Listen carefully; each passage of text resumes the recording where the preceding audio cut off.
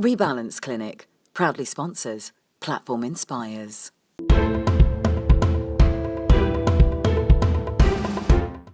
Hi, I'm Fiona Neeranjohn and welcome to Platform Inspires. So I have a question. I've always got a question, haven't I? I want to know how you go from living on the streets of London, day in, day out, and then you go to university 4 years later.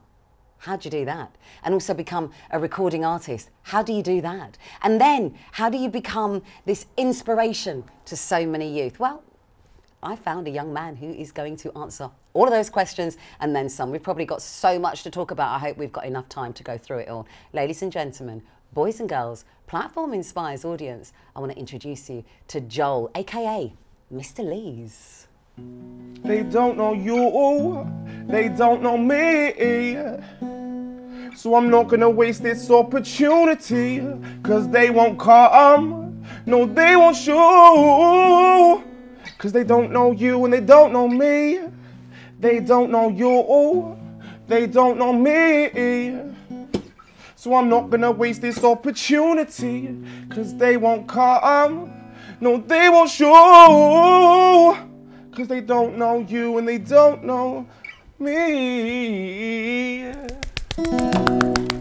Woo! Welcome! So nice to be here. So wonderful to have you. Thank you, it's so wonderful to be here. Wow, Platform Inspires welcomes you. Thank you so much. So we've been meeting each other and we've been talking, and you came on the New Year's celebration and did a song especially for, well, Platform Inspires and everybody, I'm sure. That one. Well, drop your weapons. Yeah, if you haven't seen it, please do make sure you can see it. And also subscribe, because you can subscribe, right? They can subscribe. Yeah, they're always here somewhere. Yeah? Subscribe. Love that, love that. So, Joel. Hello. I introduced you. And, you know, I think the one thing that people are going to be like, what? 4 years living on the streets, and you started university in October last year. Wow. Doing music production, a degree in music production? Yes. Wonderful, like that. You know, I've just got to make sure I get music. I know, get it right, okay? Yes. But like I say to everybody on Platform Inspires, I like to go back a bit, okay? And, you know, firstly, want to know how you ended up on the streets, because I'm sure lots of people want to know the answer to that question. So you're an Essex boy. I am. And you come from a big family. Yeah, fairly big. For a British white family, I think it's fairly big. There were 6 of you? 6 siblings, yeah. Which to some families, a lot of my friends have got many more siblings, but yeah, six of us. And am I right in saying your granddad is Chinese? My grandfather was Chinese. Wow. Yes, he was from Hong Kong. Beautiful man. Sadly no longer with us, but it's nice to have a little, different culture in my family. And people never believe it. They'll say, oh yeah, people would generally say like I'm British, and I say, well, I'm a bit Chinese as well. And they go, yeah. I go, no, seriously, I have to get a picture of my granddad up. So hilarious. Do you like that I've got a bottle of Prosecco and a cup of tea with my lipstick on it? Yeah, I know which one I'd drink though. I was having the tea before we started and forgot to move it off there. Suits it though, doesn't it? But the champagne is because of your success. Absolutely. Big family, everything was great and wonderful until you reached 5 years old, and that's when it all kind of got a bit crazy, didn't it? Yeah, around 5 or 6 years old.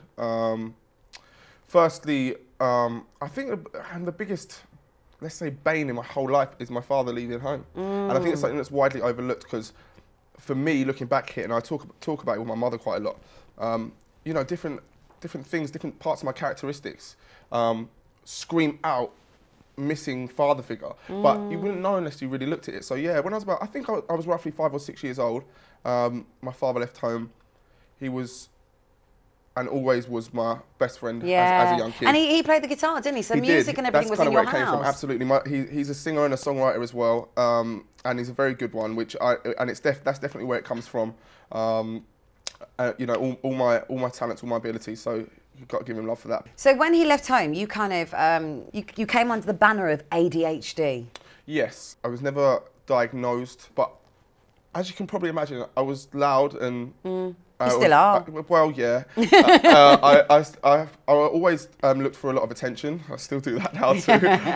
The funny thing is, I've managed to get myself a career which laps up the attention. It commands all the attention. Yeah. So I suppose that kind of goes with itself as well. But yeah, the banner of ADHD I say because of that whole attitude and the whole surrounding. If I was to have any sort of brain on me when I was younger, I would have definitely classed myself as someone that has ADHD, although I don't really believe in the term too much. And from a very young age, you were always leaving home, weren't you? I'd fall out with my mum, that my own doing, of course, and I'd pack some stuff up.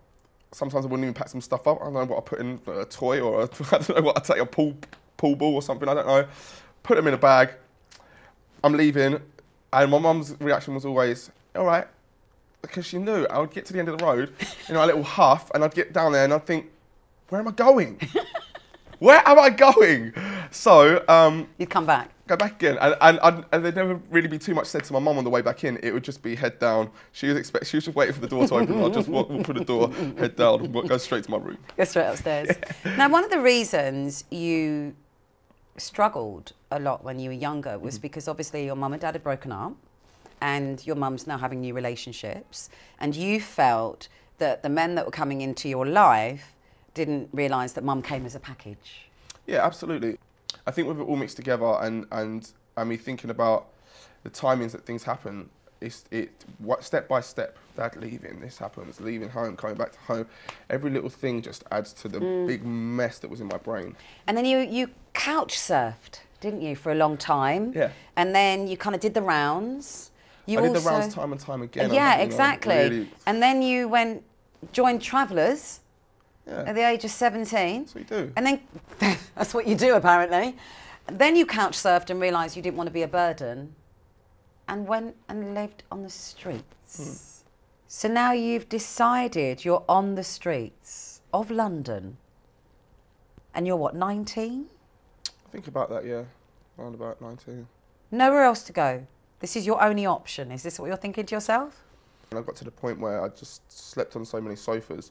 I went back round to the people that I'd first started staying with. You felt like a burden. I was such a burden and that feeling was so horrible. Even if people were very, very welcoming, and people were really amazing. My friends and people around me were fantastic, but it was still a horrible, heavy feeling. So I just thought, let's do this. Let's just sleep anywhere. So what was your first night like on the streets? Horrific. Well, I'm sure every single night was horrific, wasn't it? Absolutely. Didn't you just want to run home with your tail like you used to when you were younger? Yes, but I think another thing that, and where, you know, my whole drive and everything has come from is, or I obviously knew as well to a certain sense that I'd burnt certain bridges through my behaviour at home. But I also always knew that I would claw it back. That was my mission. I was like, I'm not going back until I've sorted it right out. Okay. And you thought living on the streets might sort it out? I think so. Obviously it did, well, but yeah. You know, at that time. Obviously very character dependent, because you can't, you know, not everyone can put themselves through them kind of paces. Obviously it wouldn't have been my choice. I wouldn't say, yeah, I wanted to stay on the streets. But actually what it turned into was a massively steep learning curve for me.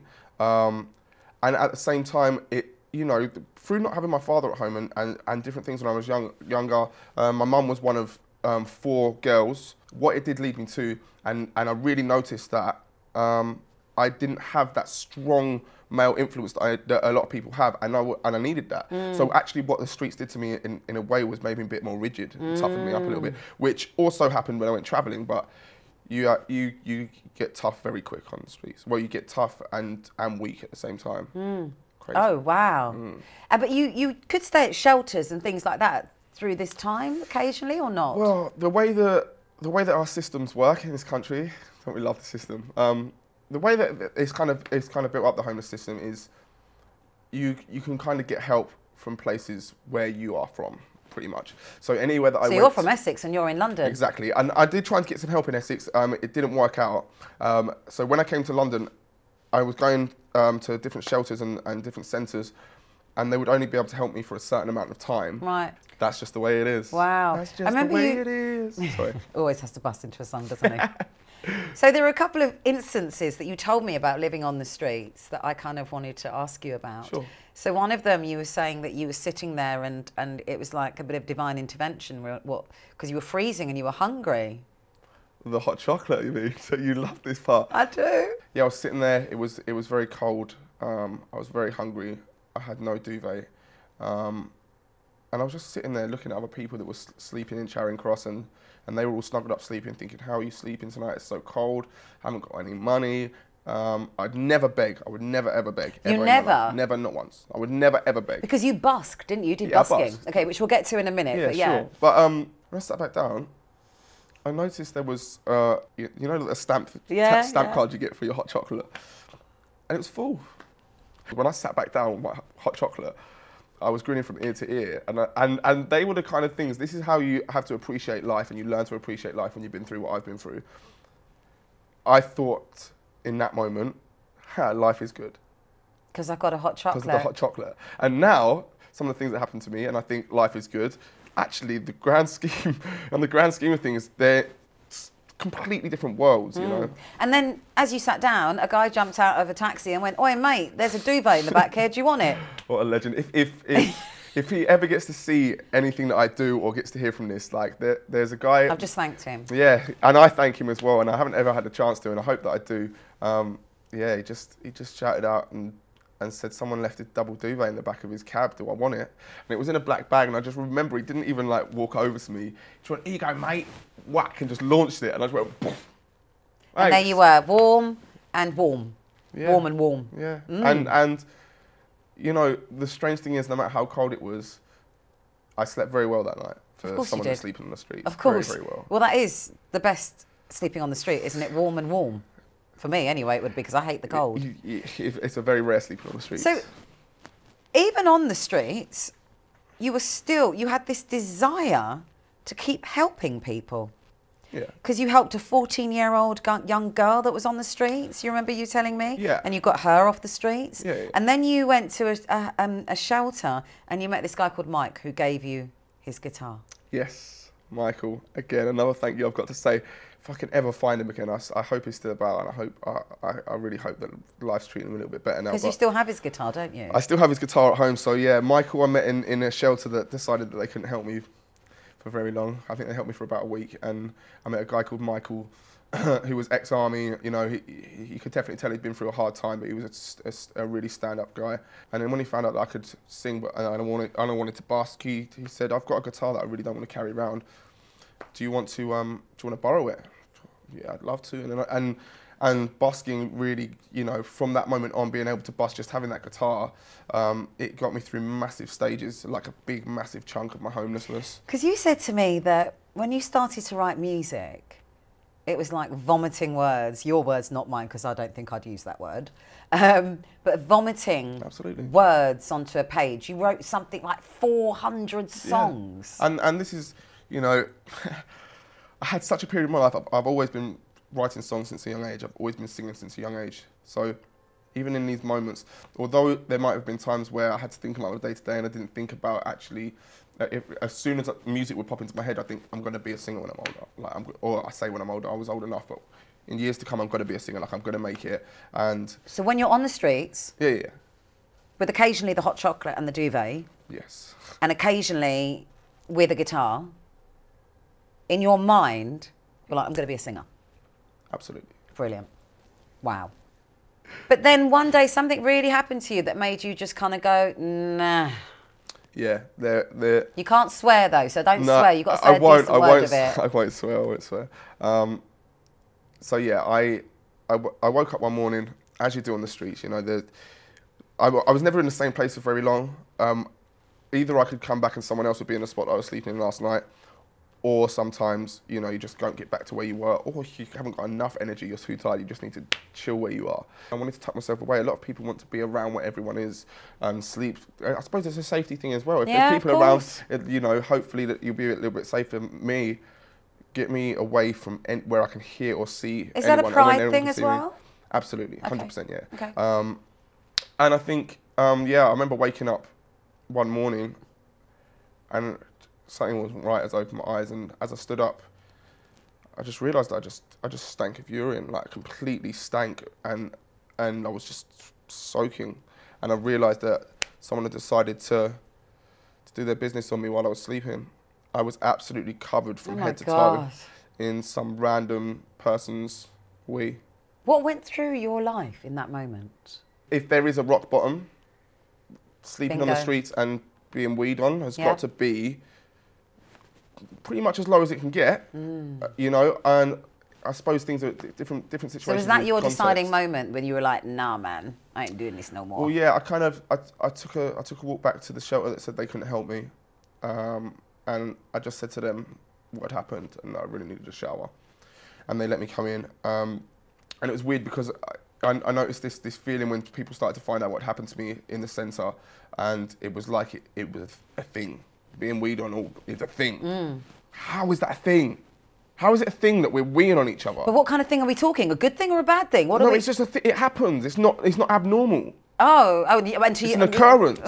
Like, how can we live in a society where we literally urinate on each other or urinate on people worse off than us? I suppose it makes sense in the grand scheme of actually how we look at the UK and how we live our lives, because that is how we do it. People below us get worse than we get.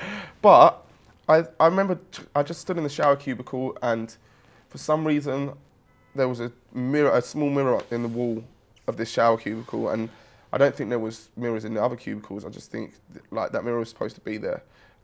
I looked at myself in the mirror as I was cleaning off someone else's doodah off my body, and that moment was the horrible part. Actually having to clean myself off I had to physically clean myself off because someone else had done this to me, and I felt so tiny. I felt so tiny. I'm a big man. I felt so tiny, and you looked at yourself in the mirror, didn't you? I just said to myself, I'm not having it. I'm not having it anymore. So now at this point of your life, you're like, enough is enough.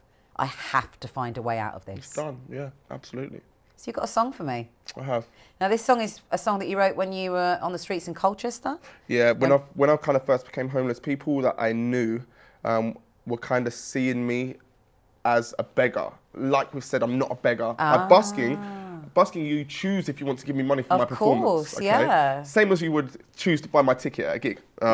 But people that I knew and people that I went to school with, people that I associated with, they were looking at me as if I was a beggar, and so I wanted to write a song to sing to them. This is your answer. To tell them this is what I'm doing. Go ahead. I'm a busker, won't stop. I am not a hustler. I'm a busker. I'm a busker. I'm a busker, won't stop. I am not a hustler. I'm a busker. I'm a busker, baby. Look, I don't mean to be strange. Playing on the street, asking for your change, but I can't tell you all the things I've had to say. And What did people say after they heard the song? Thank you. They were like, "Oh, he's not begging." Yeah, but it's more when I managed to start getting myself a couple of open mic gigs and stuff like that, and I was able to play it there. That's when I realised I just wrote that from my heart as I do it all myself. I vomited it onto the page. Oh, yes, that word. It kind of took me by surprise how people were like, actually, that is a very, very good song. And I was like, of course it is, I wrote it. Wonderful. So, we have now got ourselves into a YMCA through various things that you need to do on the streets. And if you need to find out, please, Google, find out how you do that. And you met somebody and they took you to the Roundhouse in Camden. Yes. Where you were able to George. kind of self-teach yourself. Because you're self-taught, aren't you? Absolutely. Guitar, everything. piano, song, Yeah. writing, music, producing. Yeah. Do I go on? We haven't got time. And then you find out about the Amy Winehouse Foundation, and you meet the very, very gorgeous and wonderful and beautiful Rowan, who we met in episode 5. And please, if you haven't, listen to her story. And you got an opportunity to be interviewed by them to join them on their 12-week program. How did that feel for you at this point of your life? Summed up in a sentence, this is the first time in my life where I felt for what I wanted to do, I was being accepted for something. And I think that's exactly what the foundation and that side of the foundation is there for. Rowan is beautiful inside and out. Amazing. Absolutely beautiful. What I loved what she said, you've got this space where you are not judged. Absolutely. So nothing that you've done is gonna surprise them. So you do the 12-week program. You start learning. You start, I'm sure, gaining so much confidence. Sure, yeah. There's a moment that you told me about. You were living on the streets. Yes. And you were sleeping at Charing Cross. Yeah. Opposite the Savoy. And you were watching all these people going into the Savoy. And you asked yourself, what did you ask yourself? I just wondered, what is going on in there? Like, how do I become one of them? And then a year later, It did happen. tell the audience. It did happen. I was privileged enough to be invited by the amazing Amy Winehouse Foundation to attend their annual gala, which was, surprise, surprise, held in the Savoy Hotel. I'll tell you something, that's another time, and thankfully to Rowan and the team at Amy Winehouse Foundation, that's when I started to realise that dreams can actually come true. I always had these beliefs, and I always told myself, kept myself motivated. And did you not, in your tuxedo, go and sit where you'd slept? I had to. I absolutely had to. I just left for a minute, but we were all talking, and I just had this thought, like, I just wanted to go up there, and I just sat on there, and I'll be honest with you, in that time period, from sleeping on the streets, from the last time I probably slept in that spot, I slept around that area on the streets, to that moment, wasn't a massive amount of time. I hadn't come a great distance on my journey. Yeah. But then it felt like I had, and it was Rowan and the foundation giving me an opportunity to make that happen. But also, and absolutely, oh, I'm doing my microphone. Rowan, Amy Winehouse Foundation, absolutely. Kisses. You. Absolutely. You know, it's you who created it. Oh, absolutely. It's you who did it. It's you who put the hard work on. And it's you who kept believing that you could. Let's talk about you now, okay? So you're at the YMCA until September last year. Yep. You're completely self-taught, as we said earlier on. So you decided to go to university to do music production. Yes. So you can be taught as well as combine what you're doing. And your focus is on the young people. Absolutely, 100%. So tell me a bit about that. I like be a role model, I suppose, in a sense. I spent a lot of my life as no sort of model at all, let alone a role model. Like as someone that was transparent, was invisible to the world. I think I have a lot of experiences that I can really help people with, and because of the many different things that I've been through in my life, good and bad, I can resonate with so many different people. Yeah. For me, I believe that I need to help the next generation. I need to help the young people of today to realise how amazing they are, because I do believe if I would have known how, or realised how amazing I was from a younger age, I wouldn't have gone through half the stuff I did. I just didn't know how absolutely powerful I was. You know, and if I would have maybe known that at a younger age, I could have avoided some of the things that I went through. Because now you're a change ambassador at Round Table Global, along with Rowan, along with Kerry and Vanessa, and I'm meeting all of you, which is incredible. Yeah. So what do you plan to do for Round Table Global? Many, many things. I am someone that wants to do a lot. Yeah. At the same time, I'm someone that needs grounding sometimes. I'm like, okay, let's do this first. Yeah. But so my role as a global change ambassador, which I'm very, very, very privileged to be, by the way. I really, really love to be working with Tiffany and Tan and everyone Round Table. My near future will be helping them to organise and host the Global Youth Awards. For the first time, I knew that this was the organisation that I can make a change with, and I can. And obviously, it helps because I do a lot of youth work. I do a lot of workshops. I work with young people and inspire people a lot in many, many different ways throughout my life. That is, apart from my music career, that is the only thing my life is focused on. And you gig a lot, don't you, now? I do, yeah. You do a lot of gigs around London. I do. I've been very focused on studio. Last year I've done quite a lot of gigs. I've been very focused on studio recently. Well, actually, darling, I think you should need to be focused on uni. Well, but this is what I love. Studio is uni. Great. My life. I the other day I was doing some work. I had some assignments to do, And I'm doing them with ease, but I'm just doing them. And because even at the YMCA, I was sat there and I'd spend my whole day doing this, but I should actually have had a job, but I was doing this. But that was your job. This is my job now. I sit there and think, I'm missing something, like I should be doing something more. But this is, and has slowly turned into, this is what I bring to the world now, and this is what I bring to life, and this is how I make my money. And I think to myself, from where the journey I've come on, I haven't stopped for I haven't had many chances to stop and take a breath and look back at what I've done. So this is what I want to ask you, okay? Because yeah, take a breath. Take a breath, and congratulations. Thank you very much. Hence the prosecco on the table that we will open in a moment. We will. Mum and you, great relationship now. Absolutely. Give me from the streets of London, what was your biggest learning curve there? Well, I learned a lot about myself.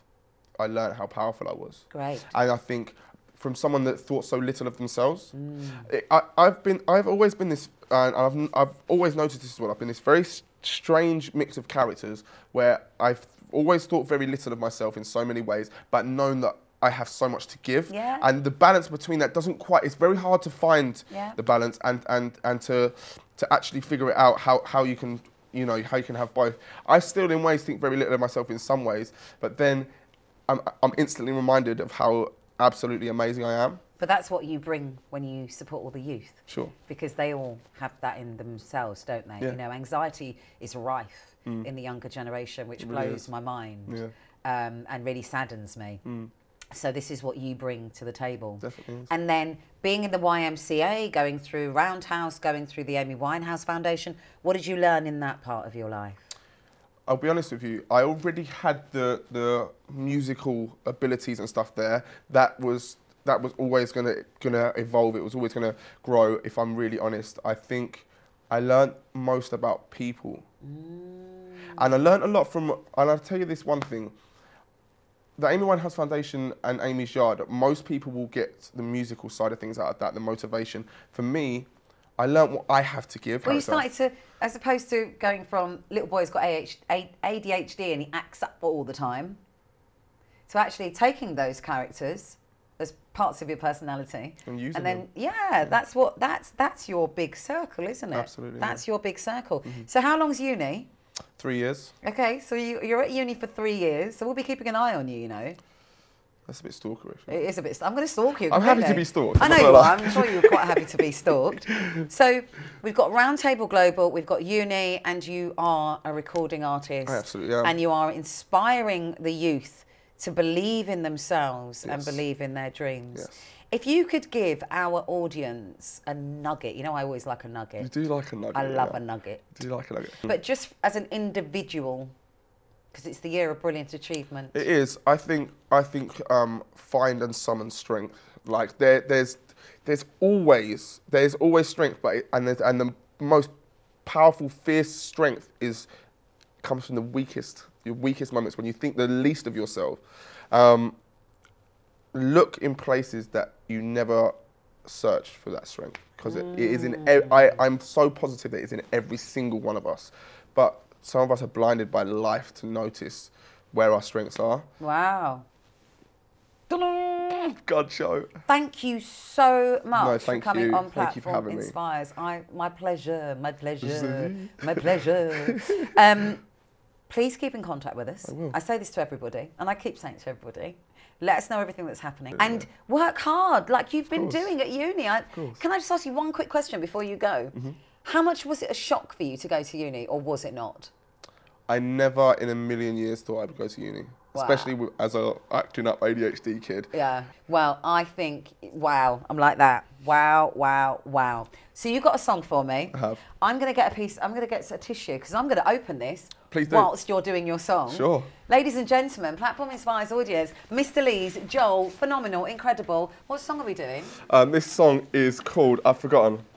I've forgotten? No, this song is called Paradise. Staring outside my window, this place that I once called my home has changed. I think it's time for me to let go, but there is just one thing that makes me wanna stay. I need to discover. Well, that's making the impossible possible. All of Joel's socials will be at the end, along with his latest track that will be released soon. What an inspiring young man he is. Remember, the purpose of Platform Inspires is to keep you believing in your own big dreams. Do not give up. Until next time, take care. Bye. Sometimes we just repeat. Fresh start feels alright to me. All that you know, plus all that you've heard, and all of the things that you thought you had learned, they're not true. So start afresh is new.